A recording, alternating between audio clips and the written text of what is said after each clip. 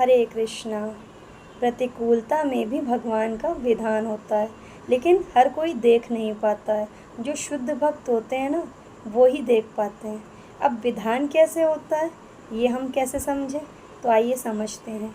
जैसे कि फोड़ा होता है, मान लीजिए, तो किसी के फोड़ा हुआ तो उस फोड़े को वो डॉक्टर के पास जाएगा, पैसा देगा, चीरा लगवाएगा। चीरा लगवाएगा, कष्ट बहुत होगा ना, होगा ना, लेकिन वो पैसा भी दे रहा है उसी के लिए, चीरा भी लगवा रहा है, और उस कष्ट में वो कई दिन तक पड़ा भी रहेगा बिस्तर पे। हो सकता है उसको बहुत कष्ट हो, वो चलने फिरने लायक भी ना हो, लेकिन फिर भी वो पैसा दे करके वो काम करवा रहा है और कष्ट सह रहा है। क्यों?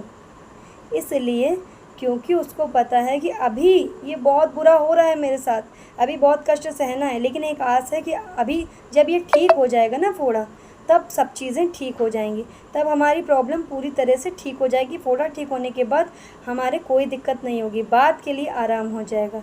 ठीक इसी प्रकार से भगवान क्या करते हैं कि हमारे जीवन में जितने भी क्लेश और जितनी भी पाप, जितनी भी बुराइयाँ रही हैं अनेकों जन्मों में, और जितनी अभी हमारे जीवन में आने जाने में लगी हुई हैं, ठीक है, तो उन बुराइयों को सब कुछ पोटली बना के पापों की क्या करते हैं, प्रारब्ध रूप में हमें दे देते हैं। उसका कुछ अंश, बाकी हमने पिछले वीडियो में बताया था, कुछ अंश देते हैं, बाकी वो संचित कर्मों के रूप में रख लेते हैं, ठीक है। तो जो प्रारब्ध कर्म हमें मिलते हैं, प्रारब्ध रूप में मिलते हैं, वो हमें भोगने ही पड़ते हैं, और वो जो हम भोग रहे हैं वो भगवान हमें प्यार से भुगवा भी रहे हैं।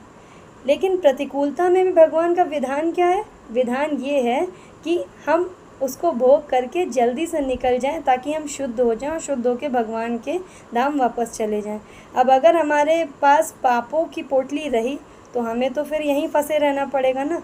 तो बाद के लिए अच्छा हो जाए, इसलिए अभी हमें कष्ट सहना पड़ रहा है। और कभी कभी ऐसा होता है कि एक ही जन्म में बहुत कष्ट मिलता है, और ये अधिकांश भक्तों के साथ होता है। जो शुद्ध भक्त होते हैं उनको तो बहुत बहुत बहुत कष्ट सहना पड़ता है। क्यों?